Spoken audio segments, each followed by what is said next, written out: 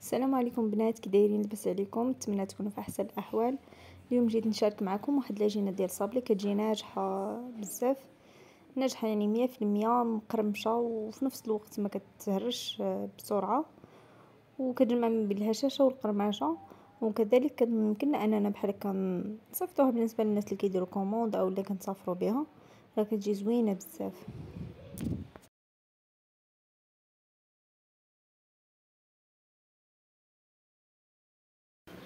بالنسبه للمقادير كنحتاجو 250 غرام ديال الزبده، انا استعملت مارغرين اللي ديجا خرجتها من الثلاجه، كاس ونص ديال سنيده. بالنسبه للناس اللي عندهم سنيده غليظه ضروري ما يدوزوها في الهشور حتى تطحن، ما يبقاوش ديك الحبيبات كبار، حيت الا خليناهم كيبقاو باينين في الصابلي، واخا نعجنوهم واخا نطيبو كيبقاو باينين دوك الحبيبات.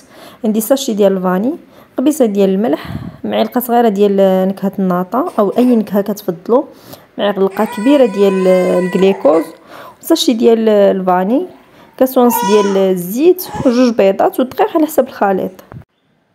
اول حاجه كنخدموا الزبده مع سنيده مع المليحه مع الجليكوز وكذلك مع النكهه، نحاولوا اننا نخدموها مزيان حتى كتنسجم لنا ديك الزبده مع سنيده وما كتبقاش باينه لنا سنيده.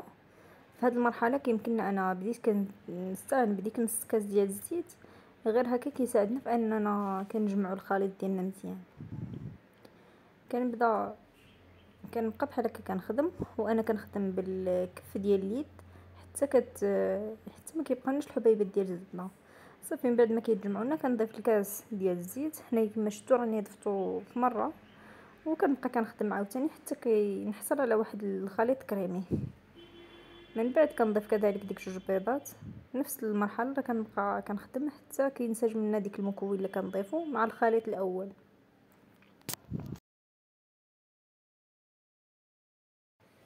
بعد ما كنحصل على واحد الخليط كريمي ومنسجم مع بعضياتو كنبدا نضيف الدقيق. بالنسبه للدقيق كنكون ديجا مغربله وكنبدا نضيف شويه بشويه وانا كنجمع غير بالاصابع ديالي.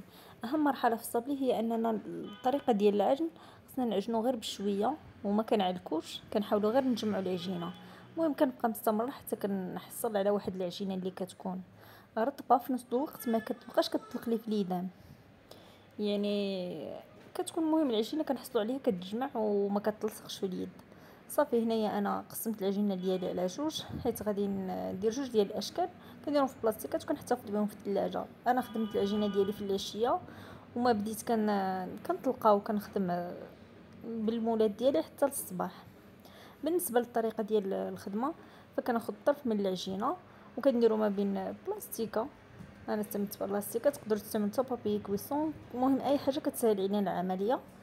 وكنبدا نطلق بالدلاك حتى كنحصل على واحد العجينه. الا كنتو ما غاديش تلاصقوا جوج، كتخليو العجينه شويه هكا السمك ديالها غليظ شويه، يعني ماشي غليظ غير غليظ شويه.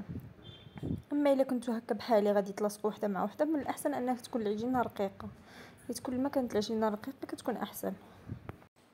من بعد ما حصلت على السمك اللي بغيت حاولت درت شويه ديال الدقيق مع الجهتين ديال العجينه كما كتشوفوا باش هكا كتسهل عليا انني نهزها، خصوصا دابا مع الحراره يعني العجينه كتبدا تطلق لنا شويه ديال اليدان او لا يعني كتذوب. في الاحسن اننا ندير داك شويه الدقيق باش كتسهل علينا اننا نهزوها. صافي يعني ماشي كنديروا الدقيق على حسب شي حاجه ضروريه، وانما على حسب باش كيتسهل علينا الهزان ديال الصابلي. صافي هنايا كنطبع بالطبع اللي بغيت انا، زعما اختاريت الطابع هذا. ومن بعد ما كنسالي كنبدا نهزو بواحد السكين وكنحطو في اللاطه اللي كتكون ديجا مفرشه بكويسون. بعد ما كنعمر اللاطه ديالي كنكون ديجا الفران ديالي مسخنه، وكندخل الصابلي ديالي وكنقص العافيه، يعني كندخلو على عافيه مهيله كيطيب حتى كيتحمر لي شويه، وديك الساعه كنخرجو.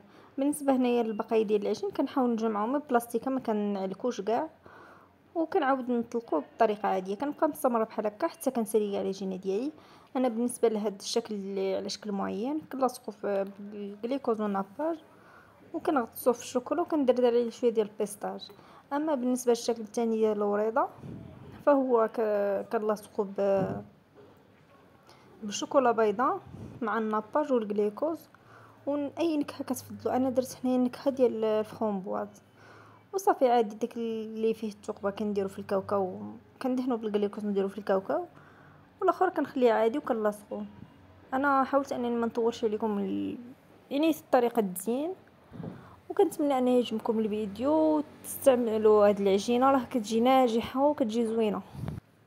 ولا عجبكم الفيديو، عجبتكم الوصفه، تنساو ديروا لايك، تشتركوا في القناه الا كنتوا اول مره كتشوفوها. بسلامه.